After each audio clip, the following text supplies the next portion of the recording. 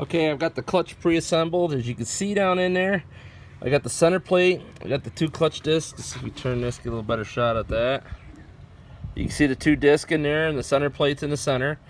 Okay, now the adjustment for the clutch, a lot of people have some questions about that. When I say dime and quarter width, I literally mean the coins. Okay, like for low horsepower tractors up to 50 horse, 60 maybe. See this quarter, how it fits in here nice and even? You get that so it fits really tight or barely wants to go in. That's probably a perfect adjustment all the way around for all the springs for a normal 50, 60 horse tractor. Guys that are running high horsepower tractors, the dime width. Like when you get up to like 90, over 100 horse, you see there's lots of play in there, and tighten it down until it's a dime width. But as you can see, the grease, the clutches are in. I had greased the bushing and the pivot when I put it together.